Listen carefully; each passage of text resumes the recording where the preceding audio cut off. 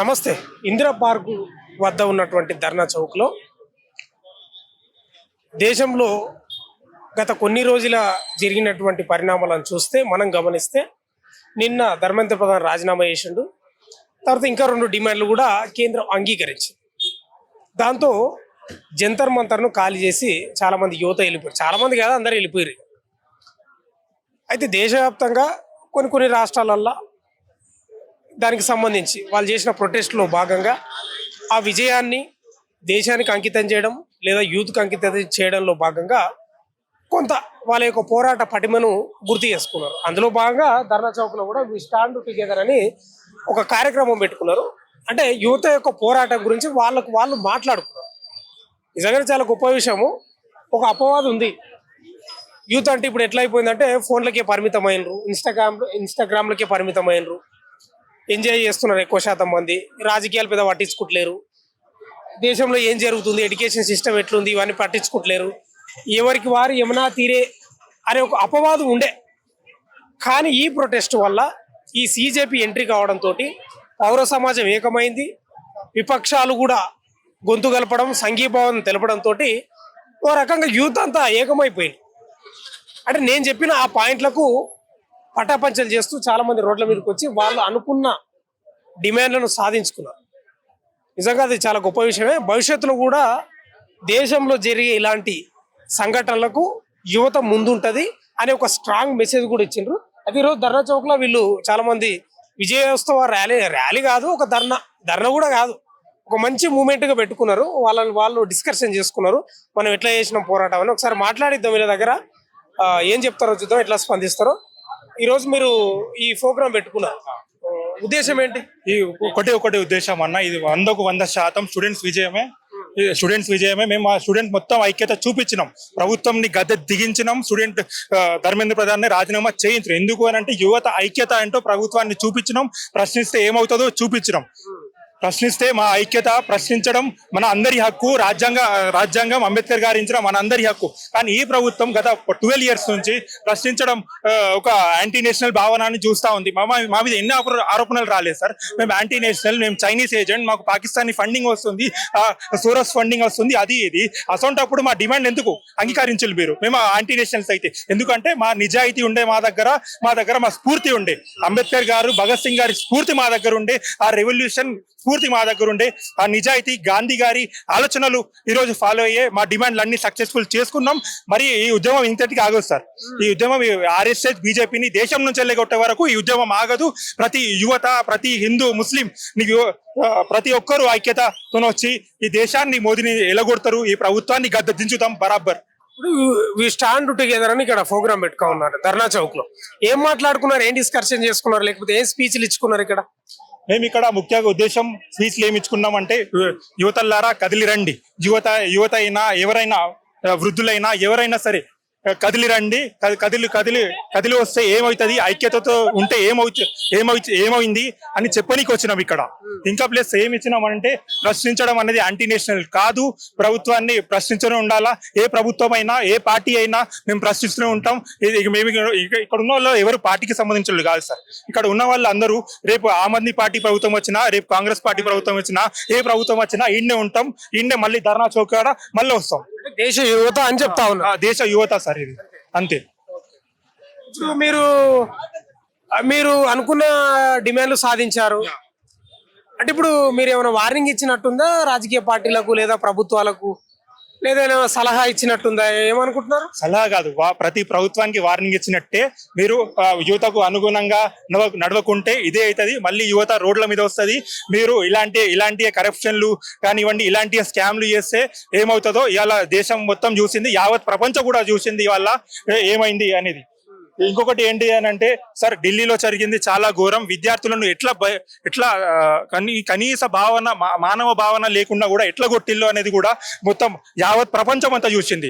కనీసం బ్యారికేడ్లు పెట్టి ఎట్లా పిల్లో, మెట్రో స్టేషన్లు ఎట్లా బంద్ చేసిల్లో, అక్కడ బ్యారికేడ్లలో మనం చూసినాం, ఎలక్ట్రిక్ షాక్లు పెట్టిల్లు సార్ బ్యారికేడ్లా. మేమైనా యాంటీ నేషనల్ లా సార్? మా హక్కుల కోసం వచ్చినాం రోడ్డు మీద అయ్యాలా, మా హక్కుల కోసం వచ్చినప్పుడు మీరు వినకుండా మా మీద దాడి ఎందుకు చేయడం సార్? దాడి చేస్తే ఏమో అక్కడ చైనా బార్డర్లో వస్తుంది, ఆడ చేయాలా, ఆడ బ్యారికేట్లు పెట్టు, మా మీద వాడికి బ్యారికేట్లు పెడితే ఏమొస్తుంది మీ అందరికి? ఇదే మా ఆవేదన ప్రభుత్వానికి చెప్పేది. అంటే ఏం చెప్తారు ఇంకా? ఇప్పుడు మీ డిమాండ్లు కూడా నెరవేర్చారు. ఇప్పుడు ధర్మేంద్ర ప్రధాన్ కూడా ఒక స్టేట్మెంట్ అంటే ఆయన లేఖలో రాశాడు కదా, ఈ ఉద్యమం, ఈ ప్రొటెస్ట్ దేశాన్ని విచ్ఛిన్నం చేసే వారి చేతుల్లోకి పోవద్దని నేను రాజీనామా చేసిన అని చెప్తా ఉన్నాను. సార్ ఆయన రాజీనామా చేసినా కూడా కొత్త ఎడ్యుకేషన్ మినిస్టర్ వచ్చిండు. ఆయన కూడా ఆర్ఎస్ఎస్ బ్యాక్గ్రౌండ్ నుంచి వచ్చిండు. ఇది మా అందరి ఒకటే ఆలోచన, ఈ ఆర్ఎస్ఎస్ బీజేపీ అని దేశంలో వీళ్ళని ఎలగొట్టాలా. వీళ్ళు విభజించే డివైడ్ అండ్ రూల్ పాలసీ ఏదైతే ఉందో బ్రిటిషర్లది, వాళ్ళు ఈ రోజు అదే పాలసీని వీళ్ళు కంటిన్యూ చేస్తా ఉన్నారు. హిందూ ముస్లిం మధ్య చిచ్చులు పెట్టి దేశాన్ని అభివృద్ధి వైపు నడవ లేకుండా ఇలాంటి చిచ్చులు పెడతా ఉన్నారు ఇవాళ దేశంలో. Thank you. ఏం చెప్తారండి? హాయ్ అండి, నేను ఒక కార్పొరేట్ యువతని మాట్లాడుతున్నాను. చాలా శుభసూచికం ఇవాళ union educational minister Dharmendra Pradhan అనే వారు రిజైన్ చేయటము. అండ్ లైక్ యువత కోరిన 3 డిమాండ్లు అతను లైక్ కేంద్రం అనేది ఒప్పుకోవటం కూడా చాలా శుభసూచికం అనేది నేను చెప్తాను. అండ్ ఉన్న 3 డిమాండ్లు కూడా రిజిగ్నేషన్ అనేది అయిపోయింది. ఆ 20 మంది బాధితులు ఎవరైతే వాళ్ళ ప్రాణాలు కోల్పోయారో వాళ్ళకి 1 కోటి నివాళి అనేది అర్పించాలి అనేసి కోరుకుంటాం. 3వది, ఏ విద్యార్థుల మీద అయితే కేసులు అనేది వేయటం జరిగిందో జూలై 20వ తారీఖున, లేకపోతే ఈ ఉద్యమం కారణంగా వాళ్ళ మీద కేసులు కూడా ఎత్తివేయాలి అనేసే మనవి. అండ్ అది కూడా కేంద్రం అనేది ఇవన్నీ డిమాండ్లు సకాల టైంలో పూర్తి చేస్తుంది అనేసి మనవి. అండ్ ఇదే ఇప్పుడు రిజిగ్నేషన్ అయింది కాబట్టి ప్రభుత్వంలో ఒక భయం అనేది ఏర్పడింది. ప్రతి ఒక్క మంత్రి ఇప్పుడు ఒళ్ళు దగ్గర పెట్టుకొని వాళ్ళ శాఖల వారీగా ఎవరెవరైతే ఎంప్లాయీస్ ఉన్నారో వాళ్ళు కూడా ఇన్స్ట్రక్షన్స్ క్లియర్ కట్ గా వెళ్ళటం జరుగుతుంది. ఎందుకంటే ఓటర్ నాడి అనేది ప్రజల చేతిలో ఉంది, యువత చేతిలో ఉంది. వాళ్ళు అనుకున్నది ఆటోక్రటిక్ గా ఈ పాలసీ పాస్ చేస్తాం అది ఇదంటే నడవదు. సో పాలసీ డిజైనింగ్ లో గానీ రిఫార్మ్స్ అనేది వస్తుందని కోరుకుంటున్నాము. ఎందుకంటే ఎక్కడ ఒక చిన్న తప్పు జరిగినా కూడా ఈ రోజు దేశపు యువత ఎవరైతే ఉన్నారో అందరూ ఎడ్యుకేటెడ్ ఉన్నారు కాబట్టి వాళ్ళు చేతు గలం ఎత్తే అవకాశం ఉంది. కాబట్టి నేను ఆశిస్తున్నాను ఇప్పటి నుంచి వచ్చే పాలసీలు రిఫార్మ్లు అన్ని బాగుంటాయనేసి కోరుకుంటున్నాను. అండ్ అలాగే ప్రతి ఒక్క పరీక్ష అనేది సకాలంలో మంచిగా జరగాలి అనేసి నేను కోరుకుంటున్నాను. తెలంగాణలో గ్రూప్ 1 అనేది లీక్ అవ్వటం జరిగింది, ఇంటర్ పేపర్ లీక్ అవుతుంది, పంజాబ్ లో మనం చూస్తున్నాము, నీట్ పరీక్ష అనేది మనం చూస్తున్నాము. ఇదేమి కొత్త కాదు, కానీ పిల్లలు యువత అనే వాళ్ళు రోడ్డు మీదకి వచ్చేసి ఇంత పెద్దగా ఉద్యమం నడుపుతున్నది అనేది ఒక శుభ సూచికం అని నేను చెప్తాను.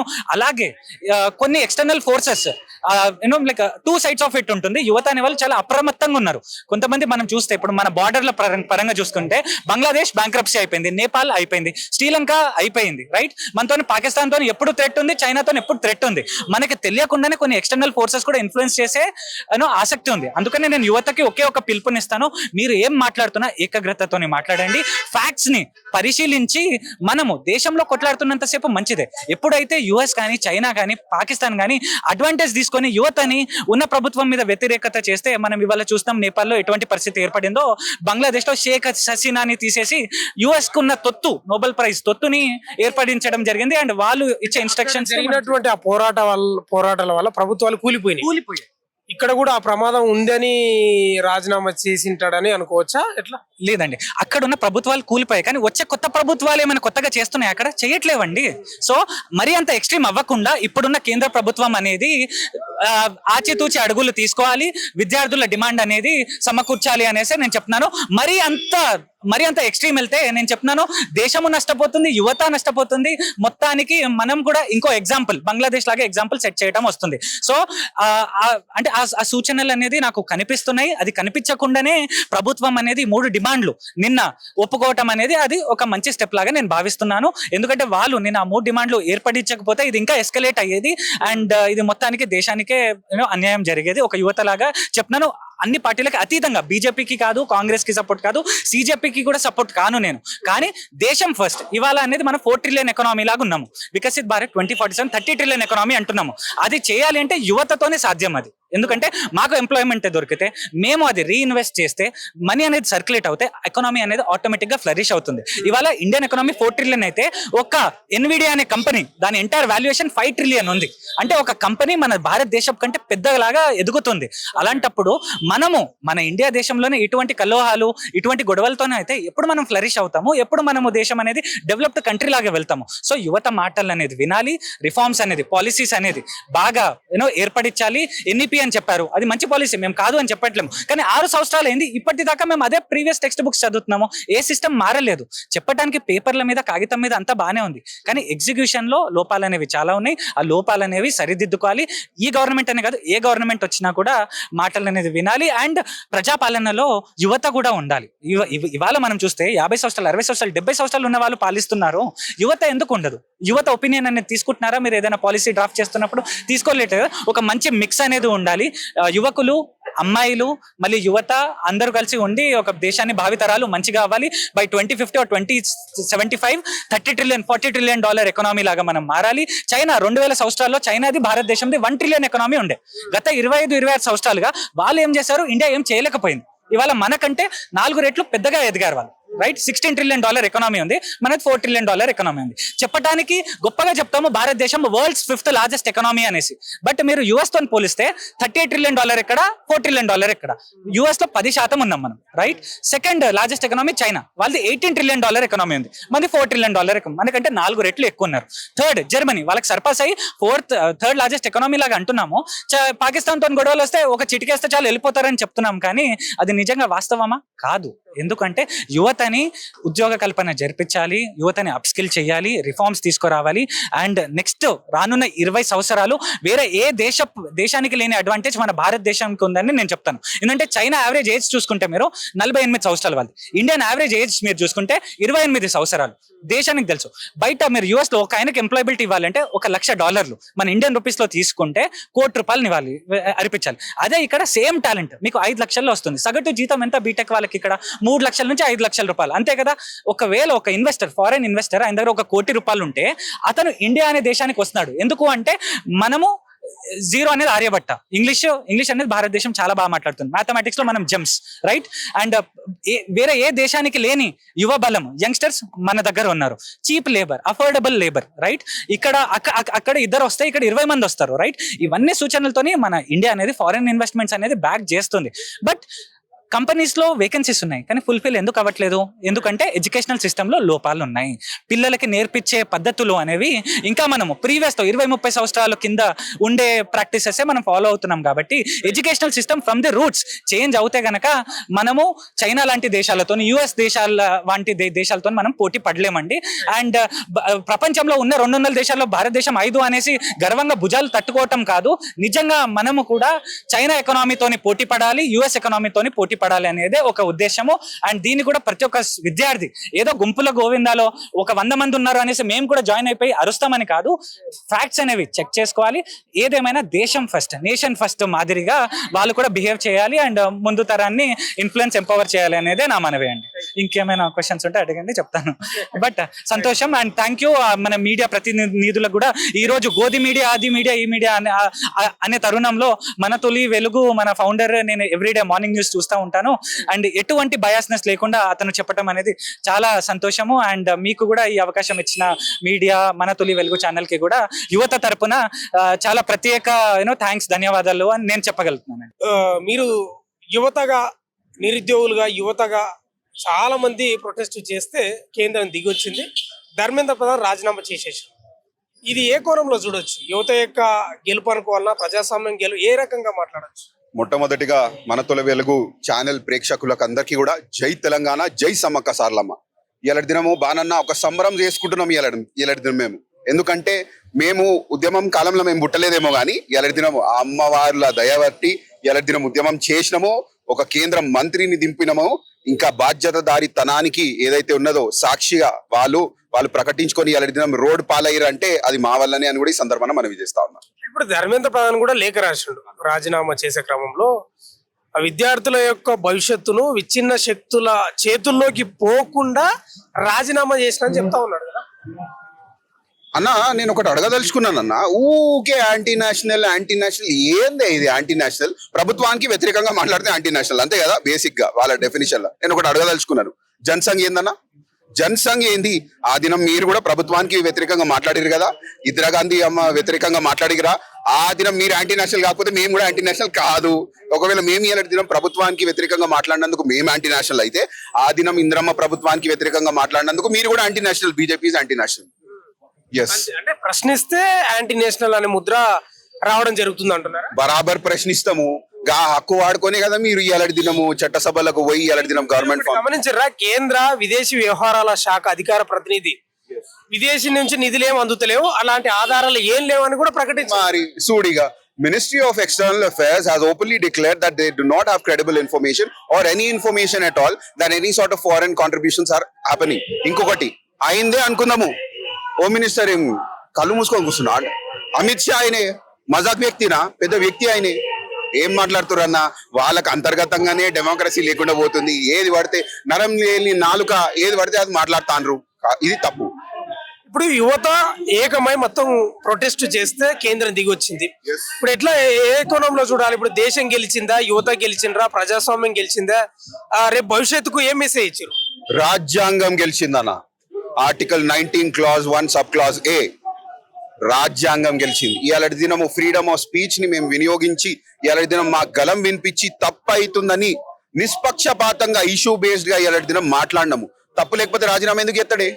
తప్పు లేకపోతే ప్రభుత్వం ఎందుకు దిగొస్తుంది? తప్పు లేకపోతే జేపీ నడ్డా గారు ఎందుకు వస్తారు? తప్పు అయిందని కదా అన్న. తప్పు చేసినటోళ్ళు ప్రతి ఒక్కరు కూడా, ఎస్, మానవులకు తప్పు చేయడం అనేది సహజము. తప్పు చేసుడు ఒకటి, ఘోరాతి ఘోర పాపం చేసుడు వేరే అన్న. పిల్లలు చచ్చిపోతాన్రు బానన్నా. 23 పిల్లలు ఎవరైతే ఉన్నారో వాళ్ళు చచ్చిపోయిర్రు. ఎందుకు సూసైడ్ చేసుకొని? వాళ్ళకి ఏం కర్మ అన్న? They can choose not to right the exam. They can say that you know what, to hell with this, I don't want to write the exam, and then they can just stay home.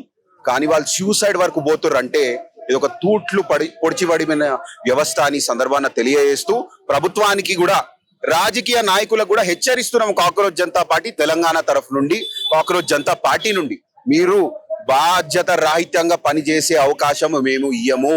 మీరు 100% ఏదైతే అంతఃకరణ శుద్ధి ఉందో దాంతో బాధ్యతదారితనంతో పని చేయాలి.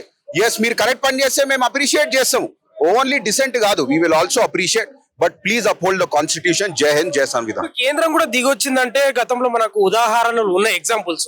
నేపాల్లో, శ్రీలంకలో, బంగ్లాదేశ్ లో అరే యువత వాళ్ళు ఆగ్రహం వ్యక్తం చేస్తే ప్రభుత్వంపై కూలే ప్రమాదం ఉంటది, తరిమి కొట్టే ప్రమాదం ఉంటది అని ఏమైనా భయంతో రాజీనామా చేసింటారు అనుకుంటున్నారా? ఎట్లా అనుకుంటున్నారా? భయంతోనే రాజీనామా చేసిర్రు. పొద్దుగాల ఎట్లా గవర్నమెంట్ ఫామ్ చేస్తారు మేము కూడా చూస్తాం కదన్నా. నేనేమంటున్నా అన్న, గౌరవనీయులైన ధర్మేంద్ర ప్రధాన్ గారు వారు రాజీనామా ఎందుకు చేసిర్రు? వారి వైఫల్యం వల్ల, ప్రభుత్వ వైఫల్యం వల్ల వారు ఒక మిస్టేక్ చేసిండ్రు కాబట్టి వారి వల్ల, సిస్టమ్ వల్ల దేర్ హావ్ అకర్డ్ సూసైడ్ అని వాళ్ళు రాజీనామా చేసిర్రు. రేపు పొద్దుగాల ఇంకొక మంత్రి తప్పు చేస్తాడా? ఒక మాట చేస్తాడా? చెయ్యడు. ఒక భయం, అరే రేపు పొద్దుగాల ఈ కాక్రోచ్ గాలు వచ్చి మనల్ని ఏమైనా చేయగలరు అబ్బాయి, ఎందుకు మనము చక్కగా నడిపించుకుందాం అనే భావం అయితే వస్తుంది కదని అందుకోసం మేము పనిచేసాం. ఇక్కడ ఒక ప్రశ్న వస్తా ఉంది. ఇప్పుడు పేపర్ అంటే లీక్ అయింది, అదంతా బహిర్గతం తెలిసిపోయింది. ఇప్పుడు కొన్ని శాఖలు ఉంటాయి, దానిలో అవినీతి తెలియకుండా జరుగుతుంటది, అసలు బయటికి కూడా రాదు. మరి అక్కడ కూడా లోపం జరుగుతూ ఉంటది కదా, అది ఎట్లా మనం కనిపెట్టాలి? ఎట్లా యువత దాన్ని పసిగట్టాలి? అన్న, కొన్ని శతాబ్దాల నుండి కొంత పెద్దోళ్ళు కూడా చాలా రీసెర్చ్ చేసినా కూడా కరప్షన్ అనే దాన్ని అంటగట్టుకోవడంలో విఫలమైనరు. Corruption, in my personal belief, I feel like it's something that's very difficult to deal with. కానీ మా దగ్గర ఆన్సర్ లేదు. ఎందుకంటే మేము ఇప్పుడిప్పుడే వచ్చినాము, జరిగే మిస్టేక్స్ కోసం మేము మాట్లాడుతున్నాము. Yes, if you have a solution, మేము చదువుకునేటోళ్ళం కదన్నా. If you get a solution for corruption, absolutely will come forward with that petition. నిన్న విజయోత్సవ ర్యాలీలు కూడా చేసుకున్నారు, జంతర్ మంతర్ కాల్ చేసిపోయారు. మీరు పెట్టిన 3 డిమాండ్లకు కేంద్రం తలొగ్గింది లేదా అంగీకరించింది అనుకుందాం. అంటే ఇప్పుడు కాంగ్రెస్ కూడా ఎప్పుడు చెప్పుకుంటా ఉంది, రాహుల్ గాంధీ చేయడం వల్లనే దానికి ఒక బూస్ట్ వచ్చింది, అందుకే కేంద్రం దిగి వచ్చింది అనేది ఒప్పుకుంటారా? మేమెందుకు ఒప్పుకుంటామే? మన ప్రియతమ ముఖ్యమంత్రి రేవంత్ రెడ్డి గారే ఒప్పుకోలేదు కదా. అన్నకి శిరస్సు వంచి నమస్కరిస్తున్నాను. మాట్లాడతారు, 100 మంది మాట్లాడతారు, ఇనాలే ఇడికెళ్ళి తీసేయాలి. కానీ నేను ఈ సందర్భాన శిరస్సు వంచి మా ముఖ్యమంత్రి వర్యులు రేవంత్ రెడ్డి గారికి నేను శిరస్సు వంచి నమస్కరిస్తున్నాను. ఎందుకంటే వారు క్లియర్ గా చెప్పారు, బానన్నా మీరు తప్పు చెప్పారు. రేవంత్ రెడ్డి అన్న ఏమన్నారు తెలుసా? ఇది యువకుల విజయము అని చెప్పిర్రు. నిన్న చేసిరు కదా మన ట్యాంక్ బండ్ల ఇంద్రమ్మ స్టాచ్యూ కాడ చెప్పిరు ఆయన, this is done only by the youth అని చెప్పిర్రు. 100% నువ్వు కనుక్కోవాలని.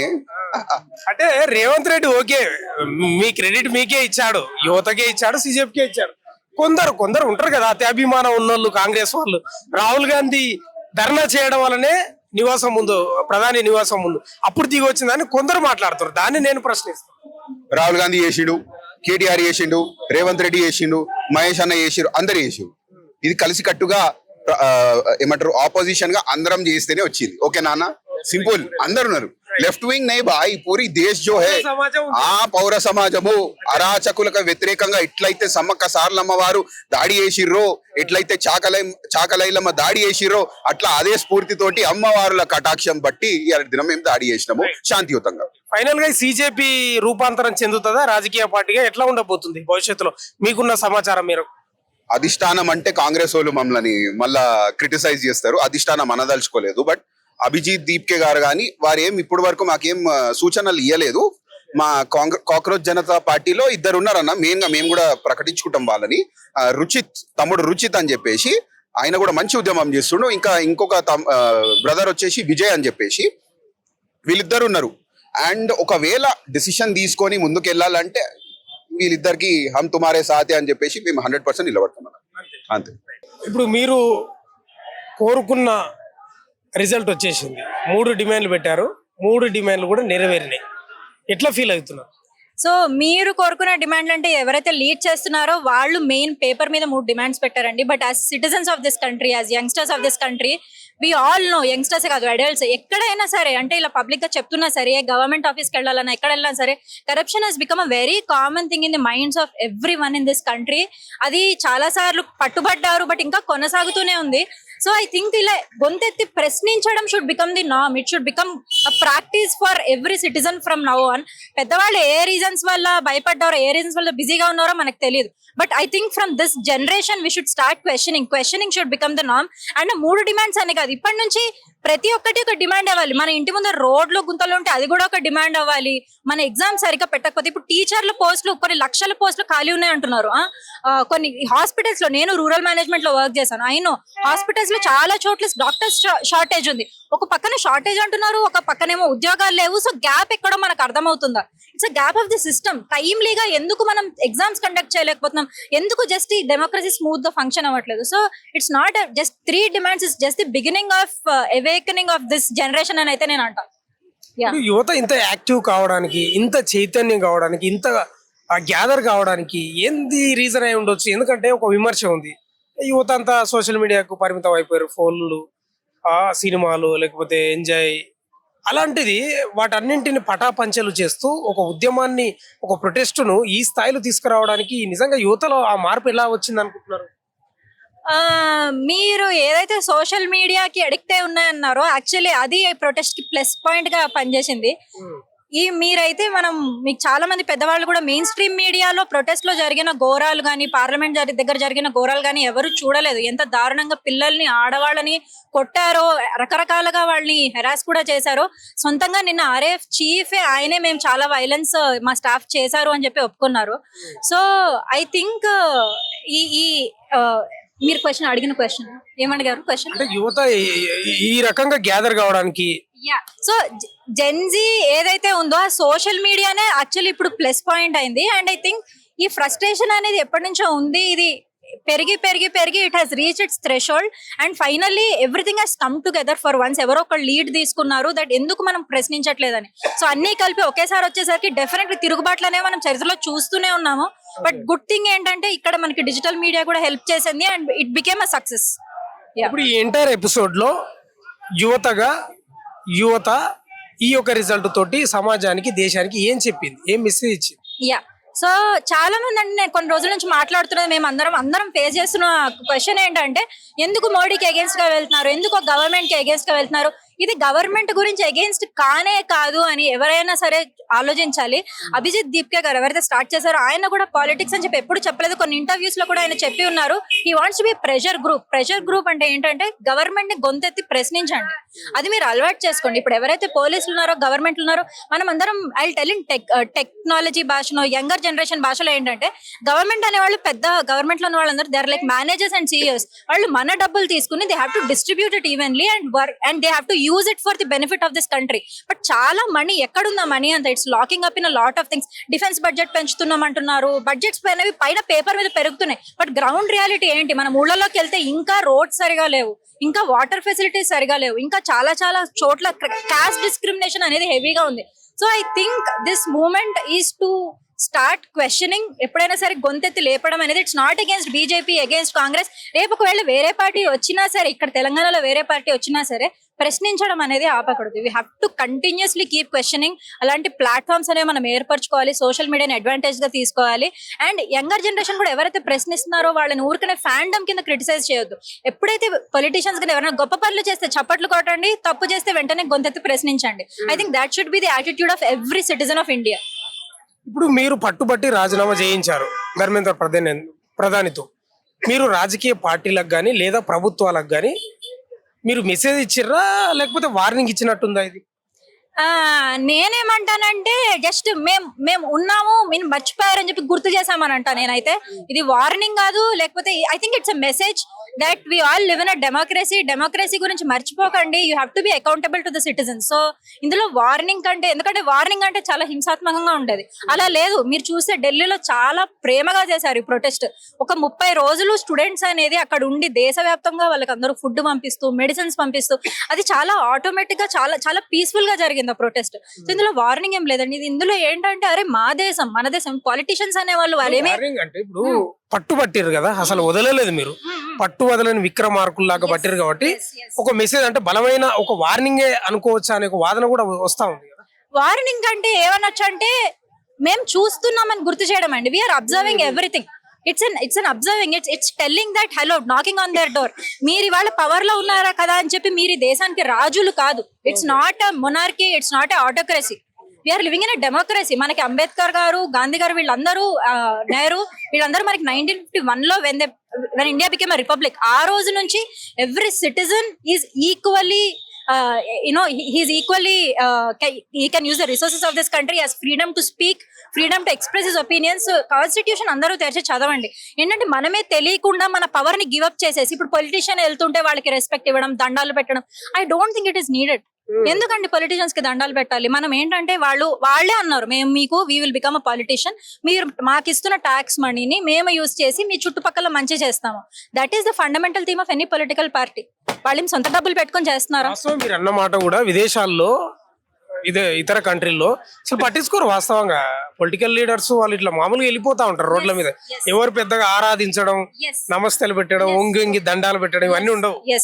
ఎందుకు నేను ఏమంటున్నానంటే, ఎందుకు పొలిటికల్ లీడర్స్ అంటే భయపడాలి? నేను ఒక కాంగ్రెస్ అనట్లేదు. ఇప్పుడు అరే ఆయన ఎమ్మెల్యే కొడుకురా, ఆయన ఎంపీ కొడుకురా, ఎందుకు ఇట్లాంటి ఎమ్మెల్యే ఎంపీ కొడుకు ఏంటండి? ఎమ్మెల్యే ఎంపీలు పవర్ ఏంటి అంటున్నాను. వాళ్ళతో అవసరం ఉంటదేమో మరి. అవసరం అంటే వాళ్ళు అవసరం అనేది తప్పండి. వాళ్ళు ఏంటంటే అవసరం లేకుండా వాళ్ళు సొంతంగా దే షుడ్ ఫీల్ అకౌంటబుల్. అవసరం ఏంటండి? మనకేమైనా మనం వాళ్ళ డబ్బులు తీసుకుంటే అవసరం అనాలి. ఇప్పుడు నేను వెళ్ళి సొంతంగా అన్న నాకు మీ డబ్బులు కావాలి అంటే మనకు అవసరం ఉన్నట్టు. నా డబ్బులకి నేను అడుగుతుంటే అవసరం ఏంటి? నేను ట్యాక్స్ కడుతున్నాను, నేను ఓట్ చేస్తున్నాను, నాకేంటంటే మా చుట్టూ రోడ్లు మంచిగా ఉండేలా చేయండి. అట్లానే రూరల్ వాళ్ళకున్న ప్రాబ్లమ్స్ మంచిగా ఉండేలా చేయండి. ప్లస్ ఇంకోటి ఏంటంటే ఇండియా హ్యాస్ నాట్ బీన్ ఏమంటారు, ఇండస్ట్రియల్ రెవల్యూషన్ లో అంత గొప్పగా రాలేదు. మన చాలా సంవత్సరాలుగా అణగిదొక్కి ఉన్న సమాజం. బ్రిటిష్ తో గానీ రకరకాల ఇన్వేషన్స్ జరిగాయి. 70 years అయింది, కానీ it's been 70 years. I think it's and digital revolution అనేది అందుబాటులో ఉంది. I think it is very high time that we ask for development more and more and more. So I think we should question. ఎవరికి భయపడాల్సిన అవసరం లేదు. And everyone should come, everyone should speak up, everyone should question. Yeah, thank you. So I mean just to add to that point ఏంటంటే, మనకు చిన్నప్పటి నుంచి ఏం నేర్పిస్తున్నారు అంటే ఎడ్యుకేషన్ సిస్టంలో ఒబీడియన్స్ నేర్పిస్తున్నారు. అంటే పెద్దవాళ్ళు అరే you have to be a good boy, you have to be a good girl. ఎందుకు అంటే నువ్వు చెప్పింది వింటే గుడ్ గర్ల్, నువ్వు చెప్పింది వింటే good boy. That is not what we have to teach our kids. Next generation మనం అది కాదు టీచ్ చేయకూడదు. అసలు ఈ ఎడ్యుకేషన్ సిస్టమ్ ఎందుకు వచ్చింది అంటే it was created to build obedience. Servants ని క్రియేట్ చేయడం కోసం ఇండస్ట్రియల్ రెవల్యూషన్ వచ్చినప్పుడు వచ్చిన ఎడ్యుకేషన్ సిస్టమ్ ఇది. ఈ పాత మూస ఎడ్యుకేషన్ సిస్టమ్ ని ఫ్యూచర్ జనరేషన్స్ కోసం పనిచేయదు. ఇప్పుడు మేము మిలేనియల్స్, మేము 1990s లో పుట్టాము. మా తరంలో మాకేం చెప్పారు, అరే మీరు మంచిగా ఉండండి, బాగా చదువుకోండి, ఉద్యోగం తెచ్చుకోండి, జీవితం సెట్ అయిపోద్ది. కానీ ఈ రోజు అది పటాపంచర్ అయిపోతుంది. ఎందుకు తెలుసా? AI రెవల్యూషన్ వచ్చేసింది. అంటే ఏంటి, ఈ రోజు నీకు మా పేరెంట్స్ తరంలో ఏమైపోయిందంటే ఒక జాబ్ ఉంటే జీవితంలో ఒక జాబ్ ఉంటే వాళ్ళు జీవితాంతా అదే జాబ్ లో కంటిన్యూ అయ్యేవాళ్ళు. ఇప్పుడు అదే కాదు. ఇప్పుడు అసలు ఫస్ట్ ఎంట్రీ మాలాంటి మిలేనియల్స్ ఒక జాబ్ స్టార్ట్ చేస్తే ఒక 10 సంవత్సరాల్లో 10 కంపెనీలు మారాల్సి వస్తుంది. ఎందుకంటే ఇన్ఫ్లేషన్ పెరిగిపోతుంది, అంటే రూపాయి విలువ పడిపోతుంది. మీకు వచ్చే జీతం 7% కూడా పెరగదు ఎవ్రీ ఇయర్, కానీ ఇన్ఫ్లేషన్ కూడా అంతే పెరుగుతుంది. ఒక పక్క నీకు లైఫ్ లో నువ్వు గ్రో ఆన్ అవుతుంటావు, అంటే నీకు పిల్ల అవుతుంది, పిల్లలు వస్తారు, ఖర్చులు భయంకరంగా, ఎక్స్పెన్సెస్ భయంకరంగా పెరిగిపోతున్నాయి, కానీ నీ ఇన్కమ్ అంతా ఆ లెవెల్లో పెరగట్లేదు. అప్పుడు ఏం చేయాలి? మల్టిపుల్ ఆపర్చునిటీస్ కోసం వెతుక్కోవాలి. సో ఇది ఏమైపోయిందంటే ఈ ఈ ఈ కరెంట్ సిస్టమ్, ఈ ఎడ్యుకేషన్ సిస్టమ్ ఏదైతే ఉందో, అరే బాగా చదువుకో, మంచి మార్కులు తెచ్చుకో, ఉద్యోగం తెచ్చుకో, ఇది సెట్ అవ్వదు, ఇది సరిపోదు. అందుకే ఈ ఎడ్యుకేషన్ రిఫార్మ్స్ అనేది తీసుకురావాలి అనే మూమెంట్, ఈ ప్రొటెస్ట్ కి నేను సపోర్ట్ చేయడానికి పర్సనల్ రీజన్ ఏంటంటే అది. అంటే ఎడ్యుకేషన్ సిస్టమ్ లో సమూల మార్పులు జరగాలంటున్నారు. తప్పకుండా నాకు చాలా స్ట్రాంగ్ వ్యూస్ ఉన్నాయి. ఏంటంటే ఫర్ ఎగ్జాంపుల్ నేను ఒక విషయం చెప్తాను. ఎడ్యుకేషన్ సిస్టమ్ లో సమూలమైన ప్రాబ్లం ఎక్కడుంది తెలుసా అండి? కంపారిజన్ లో ఉంది. కంపారిజన్ అంటే ఫర్ ఎగ్జాంపుల్ మీకు మంచి మార్కులు వచ్చాయి, నాకు మంచి మార్కులు వచ్చాయి. అసలు ఒక నంబర్ ఎందుకు ఇవ్వాలి హ్యూమన్ బీయింగ్స్ కి? నేను ఒక మనిషి, వేరే వాళ్ళు ఇంకొక మనిషి. నాకు ఒక విషయంలో మంచి తెలివి ఉండొచ్చు, ఇంకొకరికి వేరే విషయంలో చాలా ఎక్కువ తెలివి ఉండొచ్చు. ప్రతి మనిషికి ఒక నంబర్ ఇచ్చి వేరే వాళ్ళకి కంపేర్ చేసి, ఓకే మ్యాథ్స్ లో 35 తనకి, వేరే వాడికి 45 అనగానే okay they are very intelligent అన్న ఫీలింగ్ ఎందుకు వస్తుంది? అలా కాదు. మన ఎడ్యుకేషన్ ఎగ్జామినేషన్ సిస్టమ్ కూడా ఎక్కడ మారాలంటే, మనం ఎలా ఎవాల్యుయేట్ చేస్తున్నాం స్టూడెంట్స్ ని, ఎలా ఎవాల్యుయేట్ చేయాలి? అరే మనం నేర్చుకున్న చదువుని జీవితంలో అప్లై చేస్తున్నామా లేదా అన్న దాన్ని బట్టి ఉండాలి, కానీ నువ్వు గుర్తు తెచ్చుకొని ఎగ్జామ్ లో ఆన్సర్ రాసావా లేదా అన్నట్టు ఉండకూడదు. మన చదువు ఆబ్జెక్టివ్ ఏంటి? ఎగ్జామ్ లో క్వశ్చన్ కి ఆన్సర్ రావడం కాదు. మనం నేర్చుకున్న చదువు, మనం తెలుసుకున్న చదువును క్లాస్ రూమ్ లో ఏదైతే నేర్చుకున్నామో అది జీవితంలో అప్లై చేయగలుగుతామా లేదా అనే దాన్ని బట్టి ఉండాలి. ఇప్పుడు క్వశ్చన్ ఏంటంటే, ఇప్పుడు ప్రధాన మంత్రులు కానీ, ముఖ్యమంత్రులు కానీ విదేశీ పర్యటనలకు పోతుంటారు, అక్కడ ఎడ్యుకేషన్ సిస్టమ్ ను చూస్తూ ఉంటారు.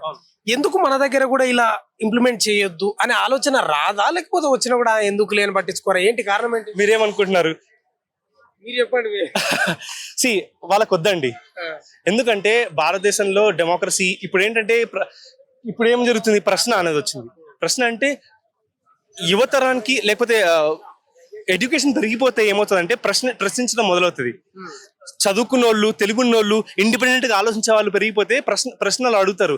వాళ్ళకి ఇది కాదు, వాళ్ళకి ఏం కావాలి? మా దగ్గరికి రావాలి సమస్యలతో, లేకపోతే వాళ్ళ అవసరం లేదు కదా. పొలిటికల్ సిస్టమ్, డెమోక్రసీ అంటే ఒక సోషల్ కాంట్రాక్ట్. ఇది సోషల్ కాంట్రాక్ట్. ఎందుకు మీరు చెప్పిన ఎడ్యుకేషన్ సిస్టమ్ ఒకవేళ ఇంప్లిమెంట్ చేస్తే, లేదా విదేశాల్లో ఉన్న ఆ సిస్టమ్ ఎవరు నమస్కారాలు పెట్టరు రేపు? రాజకీయ నాయకులకు దండాలు, నమస్కారం ఎందుకు పెట్టాలండి? ఎందుకు పెట్టాలి? ఫస్ట్ ఆఫ్ ఆల్ పెట్టాలని అదే. సో ఎగ్జాక్ట్లీ ఎందుకు పెట్టాలి? ఫస్ట్ ఆఫ్ ఆల్ మీరు డెమోక్రసీ, గవర్నమెంట్ అంటే ఏంటంటే, గవర్నమెంట్ అనేది ఒక social contract. I hope social contract అంటే, బాబు మాకు ఒక స్కిల్ ఉంది, సమాజంలో మాకు ఒక స్కిల్ ఉంది. నేను ఇంజనీర్ని, నేను సమాజానికి బిల్డింగ్ కడతాను. నేను సాఫ్ట్వేర్ ఇంజనీర్ని, నేను ఐటీ సెక్టర్ లో ఏదో పని చేస్తాను. నేను ఒక ఎడ్యుకేషనిస్ట్ ని, నేను ఎడ్యుకేషన్ లో చేస్తాను. నువ్వు ఈ పని చేసుకో. అందరూ అన్ని పనులు చేయలేరు కదా. సో ఇది ఒక సోషల్ కాంట్రాక్ట్. అలాంటి ఒక కాంట్రాక్ట్ లో మనము, బాబు మేము ఎన్నుకుంటున్నాం, మా ప్రతినిధిగా ఎన్నుకుంటున్నాం. నువ్వేం చెప్పావు? You are my public servant, we're paying you tax payer. మేము అంటే డైరెక్ట్ ట్యాక్స్ పే చేస్తాము, ఇండైరెక్ట్ ట్యాక్స్ కూడా పే చేస్తాం. అంటే ప్రతి వస్తువులో ఇండైరెక్ట్ ట్యాక్స్ కూడా పే చేస్తాం. So we're sponsoring the government to run. మేము మీకు పే చేస్తున్నాం. ఈవెన్ ప్రధానమంత్రి దగ్గర వరకు కూడా మేము ఇచ్చే డబ్బులతో వాళ్ళకి జీతాలు వస్తాయి, మేము ఇచ్చే డబ్బులతో ఫారెన్ ట్రిప్స్ కూడా జరుగుతాయి. So what we're asking here is accountability, అంటే జవాబుదారితనం. నేను ప్రధానమంత్రి అయిపోయాను, 10 సంవత్సరాల వరకు ఏ ప్రెస్ కాన్ఫరెన్స్ ఇవ్వను అంటే, వరల్డ్స్ లార్జెస్ట్ డెమోక్రసీలో ఇది ఎలా అంటే ఎవరు క్వశ్చన్ చేయొద్దా దాని గురించి? That is the question here. అది ఆ యాటిట్యూడ్ కి అగేన్స్ట్ గా ఈ ప్రొటెస్ట్. జస్ట్ నీట్ గురించి కాదు, నీట్ గురించి మాత్రమే అయితే ఇంత ప్రొటెస్ట్ రాదు, దేశవ్యాప్తంగా ఇంత రియాక్షన్ రాదు. సో ఇది, and most important I have to tell you, unfortunate thing ఏంటంటే, మన main stream media is not really showing it. 30 రోజుల వరకు అక్కడ పీస్ఫుల్ గా ప్రొటెస్ట్ జరుగుతుంటే ఎవ్వరు ఏం చూపించలేదు. పోలీసులతో వాళ్ళు ఎలాంటి ఇంటరాక్షన్ చేస్తున్నారని అన్ని సోషల్ మీడియాలో ఉన్నాయి, ఇన్స్టాగ్రామ్ లో ఉన్నాయి. ఈ ఉద్యమం కానీ, ఈ ప్రొటెస్ట్ అంతా లిటరలీ సోషల్ మీడియా వల్లనే జరిగింది, సోషల్ మీడియా వల్లనే ముందరికెళ్ళింది. సోషల్ మీడియా లేకపోతే నాకు చాలా భయం వేస్తుంది, ఎలాంటి నెరేటివ్ బయటికి లేదు అని. ఇప్పుడు ఈ సోషల్ మీడియాలో లేకపోతే ఇప్పటి వరకు వచ్చేదే కాదు. సో జెన్జీ నుంచి మనం నేర్చుకోవాలి. మేము మిలేనియల్స్, మేము చేయలేంది, మేము చాలా విషయాల్ని యాక్సెప్ట్ చేసేసాము, ఇంక ఇది ఇంతేలే అని. కానీ వీళ్ళు మాకు చూపించారు పోరాట స్ఫూర్తి. ఎందుకంటే they don't have nothing to loose. కానీ మాకు ఇప్పుడు జాబ్స్ ఉన్నాయి, పిల్లలు ఉంటారు, పేరెంట్స్ ఉంటారు, ఇంట్లో రెస్పాన్సిబిలిటీస్ ఎక్కువ ఉంటాయి, మనం అది తెగించలేము. బాధ్యతలు మమ్మల్ని కిందకి తొక్కేసాయి అనమాట. కానీ వీళ్ళకి అది కాదు. అందుకే నేను చెప్తానంటే యూత్ ఎప్పుడైనా సరే బయటికి ఎక్స్ప్రెస్ చేయాలి. ఎందుకంటే వాళ్ళకి they have nothing to lose and they are the future of the country. So వాళ్ళు వాళ్ళని అడ్రస్ చేయకపోతే ఇంకెవరైనా అడ్రస్ చేయాలి. That is the most important. దేశంలో యువత గెలిచి నిలిచారు అంటే ఇప్పుడు ఒక ప్రాపగండ ఏముందంటే అందరు ఫోన్లకు పరిమితమైనరు, ఎంజాయ్లకు పరిమితమైనరు అనే ఒక అపవాదు నుంచి ఈ ప్రొటెస్ట్ వల్ల వాళ్ళు ఒక స్ట్రాంగ్ మెసేజ్ ఇచ్చినట్టు. తప్పకుండా. ఎందుకంటే నా పర్సనల్ విషయం చెప్తాను. నేను కూడా ఒక మేనేజర్ వర్క్ చేశాను. నేను కూడా జెన్జీస్ తో డీల్ చేయాల్సి వచ్చింది. ఇనీషియల్ గా నాకు కూడా చాలా ప్రాబ్లం అనిపించింది. కానీ Gen Zs they don't take anything shit అండి. మనం స్పీచ్లు ఇస్తామంటే కాదు, దే కెనాట్. వాళ్ళు మీరు ఏదో సాదాసీదాగా మాట్లాడితే జరిగిపోదు. They are very practical. So మారుతున్న తరానికి తగినట్టుగా మన భాష కూడా మాట్లాడాలి. అర్థమవుతుందా? సో ఇలాంటి వాళ్ళకి మనం మోస పద్ధతులు పాడతామంటే కుదరదు. So that is exactly what it is. మీరు మాట్లాడిన చాలా జెన్యూన్ 100%. సమూల మార్పులు రావాలి. మూలాల నుంచి ఎడ్యుకేషన్ లో చాలా మార్పులు రావాలి. చాలా గుడ్ మెసేజ్ ఇచ్చారు. Thank you. చిన్న మాట సూసైడ్స్ గురించి చాలా మంది ఇవాళ నీట్ సూసైడ్స్ గురించి మాట్లాడుతున్నారు. కానీ కోటా అని రాజస్థాన్ లో ఒక ప్లేస్ ఉందండి, కోటా. అది చాలా మంది వినుంటారు. అక్కడ it is a factory for IIT students అండి. అక్కడ మొన్న కూడా ప్రొటెస్ట్ లో ఒక అతను మాట్లాడాడు. ఆయన డాక్టర్, అక్కడ చదువుకున్నాడు. కళ్ళ ముందర పిల్లలు సూసైడ్ చేసుకుంటారు. అంటే అక్కడ సూసైడ్ చేసుకోవడం అనేది చాలా కామన్. సో ఈయన చెప్పినట్టు ద థింగ్ ఈజ్ మన ఎడ్యుకేషన్ సిస్టమ్ ఎందుకు ఒక మార్క్స్ కి గానీ ఒక ఎగ్జామ్ కి గానీ భయపడాలి పిల్లలు? ఎడ్యుకేషన్ ఎందుకు? నేను ఏమంటున్నా అంటే దేనికి education? What is it for? Education అనేది జాగరూకత పెంచుకోవాలి. ఎలా ఉంది మన చుట్టూ సమాజం, ఎలా ఉంది, అందరూ ఎలా ఉన్నారు, ఇలాంటివి చూసుకోవాలి. సో ఎడ్యుకేషన్ అనేది మనం it should be helping us, కానీ ప్రెజర్ చేసేది అరే ఇలా అంటే it should be cumulative education అండి. యుఎస్ లాంటి ప్లేసెస్ లో ఒక యూనివర్సిటీకి వాళ్ళ చుట్టూ ఏరియా రెస్పాన్సిబిలిటీ ఇస్తారు. వాళ్ళకి సోషల్ అసైన్మెంట్స్ లో కూడా మార్క్స్ ఉంటాయి, ఓన్లీ ఎగ్జామ్ పేపర్ మీద కాదు. సో ఇలాంటి ప్రొటెస్ట్ వచ్చినప్పుడల్లా మీరు లెఫ్టిస్ట్ అది ఇది అంటే నేను ఎప్పుడు కాదండి. లెఫ్టిస్ట్ అనేది అది రాంగ్. మీరు అది ప్రాపగాండా యాక్చువల్లీ. లెఫ్టిస్ట్ కాదు. మీరు చూస్తే యూకే యూరోప్ లో ఉన్న కంట్రీస్ అవన్నీ capitalist countries. You enjoy capitalism but also keep up accountability. ఇప్పుడు అక్కడికి వెళ్తే పొలిటీషియన్స్ కి దండాలు పెట్టారు, ఏం చేయరు. దే జస్ట్ వాక్ బై, వాళ్ళు ఎక్సర్సైజ్ చేసుకుంటూ ఉంటారు. ఇక్కడ ఎందుకో పెద్ద బలగం గన్మెన్ ఎందుకండి? ఏమంటానంటే it is we have 70 years నుంచి అసలు పొలిటికల్ అంటే అరే వాళ్ళకి బలం ఉంది, గూండాస్ ఉన్నారు, వాళ్ళ వెనకాల మనుషులు ఉన్నారు, ఫండింగ్ ఉంది, ఇదంతా ఒక పెద్ద స్ట్రక్చర్ లాగా వచ్చేసింది. ఐ థింక్ మాకు అన్నట్టు మిలీనియల్స్ కి ఎంత వరకు ఉందో లేదో తెలియదు, కానీ Gen Zs have told us that లేదు మనం ఇంకా క్వశ్చన్ చేయాలి అని చెప్పి నేర్పించారు. And I think we started doing it now. So అందులో ఇంకొక రూట్ ప్రాబ్లం ఉందండి. ఎడ్యుకేషన్ అనేది only for getting a job కోసం కాదు. మనం ఎందుకు ఎడ్యుకేషన్ ఎందుకు చేసుకోవాలి? Not to get a job. The objective is to get educated. అంటే మనం నాలెడ్జ్ పెంచుకోవడం కోసం చేసుకోవాలి. ఎందుకు వై నాట్ అంటే మన ఇండియా అనేది చాలా అన్ఆర్గనైజ్ సెక్టర్స్ కి ఒక ప్లేస్. ఇండియాని ఎందుకు అందరు చూస్తున్నారు, ఒక మార్కెట్ లాగా చూస్తున్నారు. ఎందుకు చూస్తున్నారు అంటే ఇక్కడ యూత్ ఎక్కువ ఉంది. ఇలాంటి యూత్ ఎక్కువ ఉన్న ప్లేస్ లో మనం ఏం ఆలోచించాలి? మన యూత్ ని జాబ్ కోసం ప్రిపేర్ అవ్వకూడదు, జాబ్ కోసం ప్రిపేర్ అవ్వండి ఎడ్యుకేట్ చేయకూడదు. ఇప్పుడు ఫర్ ఎగ్జాంపుల్ అండి, ఒక పియోన్ పోస్ట్ కి ఉత్తరప్రదేశ్ లో కానీ అలాంటి చోట ఒక 1000 పోస్టులకి కొన్ని లక్షల అప్లికేషన్స్ ఎందుకు వస్తున్నాయి అంటే ఇంకెక్కడ జాబ్ రావట్లేదు. అసలు జాబే ఎందుకు?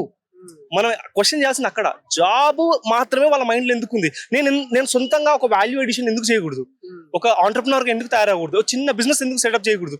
ఈ మైండ్ సెట్ మనం క్రియేట్ చేయలేకపోతున్నాం. అంటే మీరు రేజ్ చేస్తున్న ఈ పాయింట్స్ కోసం నిజంగా ఇప్పుడు యువత ఎట్లయితే గలమెత్తినరో, ప్రొటెస్ట్ చేసిండ్రో, నిజంగా సమూల మార్పులు రావడానికి కూడా చేయాలి. కానీ మంచి సలహాలు. ఎందుకంటే నేను 11 సంవత్సరాలుగా ఒక బ్లాగ్ ని రన్ చేస్తున్నా, ఐడియల్ ఆంటర్ప్రినర్ అని చెప్పేసి. ఐడియల్ ఆంటర్ప్రినర్ అంటే బాబు మనము ప్రతిసారి హైదరాబాద్, కోల్కతా, బెంగళూరు, చెన్నై, ఢిల్లీ ఇలాంటి ప్లేసెస్ కి ఎందుకంటే నేను కర్నూలు వాసిని. కర్నూలు నుంచి నేను ఎందుకు రావాలి హైదరాబాద్ కి? కర్నూలు నుంచి వేరే చోటికి ఇంతకుముందు బెంగళూరులో వర్క్ చేస్తామని. బెంగళూరుకి ఎందుకు వెళ్ళాలి? నేను నా ఊర్లో నేను ఎందుకు నా పేరెంట్స్ ఎందుకు ఉండకూడదు? ఇప్పుడు మా పిల్లలు వచ్చారు, మా పేరెంట్స్ రావాలి, వాళ్ళు ఊరు వదిలేసి రావాలి, ఎన్నో సమస్యలు ఉన్నాయి. దీనికి సమూలమైన రూట్ కాజ్ ఏంటంటే ఎవరు ఎక్కడ ఉన్నారో అక్కడ సస్యశ్యామలంగా ఉండాలంటే Tier 2, Tier 3 సిటీస్ లో కూడా ఆపర్చునిటీస్ క్రియేట్ అవ్వాలి. అందరూ మూకుమ్మడిగా ఒక చోటికి రాకూడదు. ఇప్పుడు ఫర్ ఎగ్జాంపుల్ ఒకరోజు సడన్ గా వర్షం పడిపోతుంది, అంతా అస్తవ్యస్తం అయిపోతుంది. ఎందుకంటే కాన్సన్ట్రేషన్ ఆఫ్ పీపుల్ ఒకే చోట జరుగుతున్నాం. సో దీనికి సొల్యూషన్ గా నేను చాలా బ్లాగ్స్ లో పోస్ట్ చేశాను. గత 11 years గా పోస్ట్ చేస్తున్నాను ఐడియల్ ఆంటర్ప్రినర్ అని చెప్పేసి. ఎడ్యుకేషన్ సిస్టమ్ లో కొన్ని మార్పులు చేయడం కోసం నా దగ్గర కొన్ని ఫ్రేమ్ వర్క్స్ ఉన్నాయి. నేను కూడా వాటిని ముందరికి పెట్టడానికి ట్రై చేస్తాను. I'm not an activist, but as an individual గా నేను నా వంతుగా ఆ ఐడియాస్ బయట పెట్టాను. సో ఇది ఒక ప్లాట్ఫామ్ అని అనుకొని నేను వచ్చాను ఈరోజు. థ్యాంక్ యూ బాగుంది. మీరు కూడా న్యూ ఎడ్యుకేషన్ సిస్టమ్ రావాలని కొట్లాడండి, మీ వాయిస్ వినిపించండి. హాయ్, మీ పేరు? రాహుల్ అండి. ఏంటి సంబరాలకు వచ్చారా ఇక్కడ? ధర్మేంద్ర ప్రధాన్ రాజీనామా సంబరాలు అనొచ్చు, లేకపోతే ఈ వారం అంతా నేను సంబరాలు అన్నా, మరి మీరేమంటారు? సంబరాలు అంటే ఈ వారం అంతా ఈ వారం అంతా బాగా ఎంజాయ్ చేసామండి వచ్చి. కానీ ఇక రేపటి నుండి లేదంటే ఒక విధంగా బాధగా ఉంది, ఇంకో విధంగా మార్పు చెందామని ఆనందంగా ఉందండి. ఇప్పుడు మెయిన్ ఏంటంటే ఈ అజెండా మారాలి. ఇదిగోండి స్వస్తిక్, వీళ్ళు ఎవరు తెలుసా? నాజీ 1938లో హిట్లర్ టైం ఉంది కదా, వీళ్ళు మెల్లగా హిందూ అజెండా అని ఇలానే పుష్ చేశారు. సేమ్ హిట్లర్ ఇదే చేసేటోడు. హిట్లర్ అజెండా ఏమంటాడు? మన సుపీరియర్ రేసు ఆర్యనిజం అంటాడు. అంటే మనమే అసలైన మనుషులం అంటాడు. సేమ్ మోడీ అదే చేస్తాడండి. మనమే హిందువులమే, ఎప్పటి నుంచో హిందువులం ఉన్నాం, మనమే అసలైన మనుషులం, మనమే తోపు అంటాడు. సేమ్ అదే అజెండా అయినది. మళ్ళీ అపోజిషన్ ఉండదు. హిట్లర్ టైంలో అపోజిషన్ ఎవరైతే ఉన్నారో అందరినీ జైల్లో వేయటము, లేకపోతే కాన్సన్ట్రేషన్ క్యాంప్ వేసి చంపేయడం చేశాడు. ఇప్పుడు అదే దారిలో పోతుంది. మనం కూడా అపోజిషన్ కంప్లీట్ గా లేదు. మన పార్లమెంట్ లో కూర్చున్నప్పుడు రాహుల్ గాంధీ అలా తీసుకెళ్ళటం ఏందండి? అపోజిషన్ లీడర్కే వాల్యూ లేనప్పుడు ఇక ప్రజలుగా మనకేముంటుంది? మూడోది ఫస్ట్ 2 చెప్పాను. మూడోది ప్రెస్. ఏ ప్రెస్ అన్నా, జీ న్యూస్, ఏబిఎన్, ఏవన్నా అన్ని మోడీ అదాని, అంబానీ వీళ్ళ చేతిలోనే, వీళ్ళ కంట్రోల్ ఉన్నాయి. ఏ మీడియా హౌస్ అన్న, ఏ ఛానల్ అన్నా చూడండి, అందులో అన్ని స్టేక్ హోల్డర్స్ మొత్తం వీళ్ళిద్దరే ఉంటారు. అంటే ప్రెస్ అనేది వాళ్ళ కంట్రోల్లో పెడితే ఇంకా నరేటివ్ ఎలా పుష్ అవుతుందండి? మంచి జరుగుతుందో చెడు జరుగుతుందో. రేపు అక్కడ ఒక వ్యక్తి చనిపోయాడు అనుకోండి, రేపు అక్కడ ఒక వ్యక్తి చనిపోతే మీడియా వాళ్ళు మీరు కవర్ చేయకపోతే ఎలా తెలుస్తుంది? అన్యాయాన్ని కవర్ చేసే మీడియా అదని కంట్రోల్లోనే ఉంది. డివైడ్ అండ్ రూల్, ఇది వీళ్ళు చేస్తున్న main issue. Divide and rule, Hindu Muslim ఇది తగ్గాలండి. మెయిన్ ఎక్కడ ఏదైనా హిందూ ముస్లిం ఏందండి? ఇది మెయిన్. ఈ అజెండా మారాలి. నా మెయిన్ ఉద్దేశం ఇదే. ఇది ఇలా మారే లోపల యువత మేలుకుంది. నాకు చాలా సంతోషంగా ఉంది. ఇది కొత్తగా వస్తుంది కాదు, గత 200 శతాబ్దాలుగా ఇది జరుగుతూనే ఉందండి. అప్పుడు గ్రేట్ స్వరాజ్ మూవ్మెంట్ కానీ, జేపీ మూవ్మెంట్, మన జయప్రకాష్ నారాయణ గారు ఉంటే ఆ మూవ్మెంట్ కానీ ఇప్పుడు అవుతున్నా కాదు, ఇప్పుడు జరుగుతూనే ఉన్నాయి. మన సిజేపీ కూడా అప్పుడు 1970లో మీకు తెలిసే ఉంటది, ఎమర్జెన్సీ టైం, ఇందిరాగాంధీ టైంలో జయప్రకాష్ నారాయణ లాగా మూవ్మెంట్ రావాలని కోరుకుంటున్నాను. ఇది ఇంకా పెద్ద కావాలి. మూమెంట్ వచ్చినట్టు ఇది సరిపోదండి. ఇది మూవ్మెంట్ కాదు, ఇది అయితే సరిపోదు. ఎంతమంది వచ్చారని మీరు ఎక్కడ చూసినా వీళ్ళంతా టైర్ 1 సిటీ ప్రజలు. అంటే ఓన్లీ సిటీ వాళ్ళే. మెయిన్ మార్పు ఇక్కడ రావద్దు, ఊర్లలో, పల్లెటూరు గ్రామాల్లో రావాలి. అక్కడ ఇంకా వాళ్ళు మారాలి. ముందు వాళ్ళని మార్చాలి. ఈ మీడియా మనం కవర్ చేయడం కాదు, ఇక్కడ అందరికీ సోషల్ మీడియా.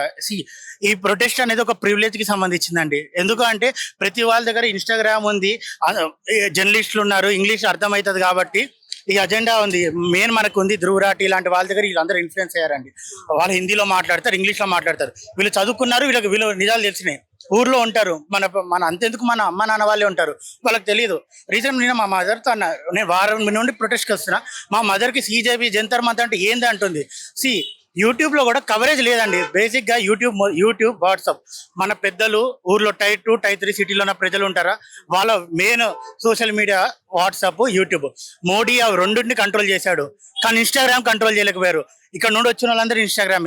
ఎక్కడ ప్రమోషన్ అయింది? ఇక్కడ ఉన్న జనాలందరూ ఇన్స్టాగ్రామ్ నుంచే వచ్చారు. ఎందుకంటే ఇన్స్టాగ్రామ్ అతను ఎంత కంట్రోల్ చేసినా, ఎంత ప్రొపగాండా నడిపించినా ఇన్స్టాగ్రామ్ లో ఆయన ఎప్పుడు ఎంటర్ కాలేడు. ఎందుకంటే ఇక్కడ జెన్జీ చదువుకున్న యూత్ ఉంటది, వాళ్ళని అతను కంట్రోల్ చేయలేడు. జై శ్రీరామ్ అంటే అవ్వదు ఇక్కడ. ఇప్పుడు ఏంటి ఫైనల్ గా ఇప్పుడు మీరు పెట్టిన 3 డిమాండ్లు కేంద్రం అంగీకరించింది. ఏం మెసేజ్ ఇవ్వదలుచుకున్నారు యువత, లేకపోతే మీరు? మెసేజ్ అంటే ఏం లేదు. ఇప్పుడు గవర్నమెంట్ కి ఒకటి తెలిసింది, ప్రజల చేతిలో పవర్ ఉంటుంది, ప్రజలు అనుకుంటే ఏదైనా మార్చని. గత 10 ఏళ్లలో ఎవరు ఈ విధంగా ప్రొటెస్ట్ జరగలేదు. అప్పుడప్పుడు ఇలాంటి జరుగుతుంటే గవర్నమెంట్ కూడా తెలుస్తూ ఉంటుంది. జనాలు తలుచుకుంటే మార్చగలుగుతారు.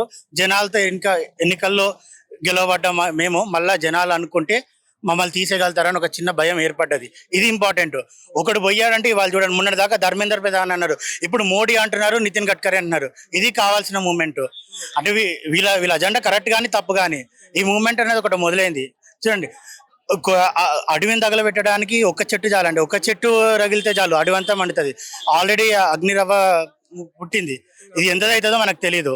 వీళ్ళు ఓన్లీ నీటు ధర్మేందర్ ప్రధాన్ ఏ పార్టీకి నాకు CJPలో నచ్చని కొన్ని విషయాలు ఏంటంటే ఇక్కడ CJP వాళ్ళు ఏదైనా ఆ మినిస్టర్ని తీయాలి ఈ మినిస్టర్ని తీయాలన్నారు. ఇలా సగం మంది కొద్దిగా బీజేపీకి యాంటీగా ఉన్నారు. ఇక్కడ మారాల్సింది గవర్నమెంట్ కాదండి, ఇక్కడ మారాల్సింది సిస్టము. రెండోది సిస్టమ్ మారాలి, దానికి ఇప్పుడల్లా అవ్వదు. మెయిన్ ఏంటంటే ఇక్కడ వీళ్ళు తొందరగా అయిందని అన్ని ఇలానే అయితే వెంబడిని మోడీని తీసేయచ్చు, మోడీని కూడా ఇలా అంటే అనుకుంటున్నారు. ఇది అయ్యేది కాదు, టైం పడుతుంది. పేషెన్సీ, టాలరెన్సీ ఇవి రెండు ఉండాలి. సంవత్సరాలు పడుతుంది. ఓపికతో ఈ ఉద్యమాన్ని ఇంకా పెంచాలి. మన ఉద్యమాన్ని టైర్ 2, టైర్ 3 సిటీల్లో కూడా తీసుకెళ్ళాలి. ప్రజల అందరినీ, మన ఫ్రెండ్స్ని అందరినీ ఇన్ఫ్లుయెన్స్ చేయాలి. ఇది అయినప్పుడే ఈ విప్లవం పెరగాలి, విప్లవం జరుగుతుంది. ఇంకొకటి ఇది ఒక్కటే కాదండి, మనం యాజ్ ఏ CJP మెంబర్గా నేను చెప్తుంది, మినిస్టర్లని గద్దె నుండి తిప్పడం మా ఉద్దేశం కాదండి. దేశంలో జరుగుతున్న అన్యాయాలని మీడియా ముందుకు తీయటం, వాటికి అకౌంటబిలిటీ గవర్నమెంట్ తీసుకోవడం మా పని. ఇప్పుడు మణిపూర్లో ఫ్లడ్స్ వచ్చాయి, దాని గురించి ఒక్కరు కూడా మాట్లాడి కొంచెం డిసప్పాయింట్. అస్సాం బార్డర్ మణిపూర్ రెండు ఇట్లో అవుతున్నాయి. దాని గురించి ఒక్కరు కూడా కొంచెం వాయిస్ రేజ్ చేయలేదు. అది కొంచెం బాధాకరంగా ఉంది. మధ్యప్రదేశ్లో, ఒరిస్సాలో ఇక్కడ కూడా మనకి ఆదివాసులది అవుతుంది. అంటే దేశంలో జరిగే కొన్ని పరిణామాలకు యూత్గా ప్రొటెస్ట్ లో భాగంగా ఉంటూ, ప్రొటెస్ట్ లో భాగం కాదండి, మన వాయిస్ రేజ్ చేయాలి. ఇప్పుడు ఒకటండి, ఎన్ని మీడియా హౌజులు కవర్ చేస్తున్నాయి. ఒకటి ABNకి వెళ్ళండి, ఇంటర్నేషనల్ న్యూస్, నేషనల్ న్యూస్ ఎన్ని కవర్ చేస్తున్నాయి ఆదివాసీల గురించి, లేకపోతే ఆ ఫ్లడ్స్ గురించి ఎవరు చేయట్లేదు. మనమే ఏమంటారు, అడ్వర్టైజ్ చేసుకోవాలి, మనమే ప్రమోట్ చేయాలి, మనమే ఇన్ఫ్లుయెన్స్ చేసుకోవాలి. అది నేను అంటుంది, మనలో ఉండాలి. ఎక్కడి నుంచి వచ్చారండి మీరు? హైదరాబాద్. హైదరాబాద్. ఎస్. ఏంటి ఇక్కడ యూ స్టాండ్ టుగెదర్ అని పెట్టారు. ధర్మేంద్ర ప్రధాన్ రాజీనామా చేసేసాడు. డిమాండ్స్ అన్ని ఓకేనా? స్టూడెంట్స్ ఏం ఫీల్ అవుతున్నారు? इंग्लिश में कनेक्ट स्पीक हिंदी में. Okay. So basically what I feel is that in the book of Discovery of India, Jawaharlal Nehru has written this fact that Gandhiji played psychologically with all the people. He won the first psychological war. That means he removed the fear out of the Britishers that Indians had for a very long time. So I think the protest that we are going here, or even in Delhi, the very first psychological war that we have won is that we understood that we need not fear the government. We can stand up for our rights. So as a Gen Z, I can say that I can stand for my right. I am here to ask for my right. I'm here to ask the government to give me what I deserve. And I am a Gen Z, not a cockroach. And the second part is that I can proudly say that I am India and India is me. I am not just the present or future, but I am itself in India myself. So whatever I do, whatever I am, whatever here that is going on, or if it will be in the future as well, this is a clear signal and message to the government that do not mess to an extent that it goes to such a certain extremity wherein you will have to face the repercussions. We are here to be in solidarity with the government. We want the government to work for us so that whatever taxes we are paying, we want that to work in favor with us. So this is our message. Thank you. Thank you so much. And once again, I am India. India is me. I am not just the future, but I am the present of India. Thank you. अस्सलाम वालेकुम, नमस्ते, good morning everyone. मेरा नाम doctor सारा मोहसिन है. आई am from Mahabubnagar. I am a political candidate, but I am not supporting any party right now. I am supporting the students who came out on the roads, who are protesting against this education system. Almost 20 students died by suicide, but I'll stand by my side. That was not a suicide, it was a murder by this education system. But right now we are celebrating this and congratulating each and everyone that they have won. The youth of this generation, the youth of this country won, that resignation of the Dharmendra Pradhan have been given. So thank you very much to everyone, the Gen Z especially. Thank you for showing that how the spine looks like, how democracy looks like. So thank you very much. And finally, wholeheartedly, I can say that Inqilab Zindabad. Thank you.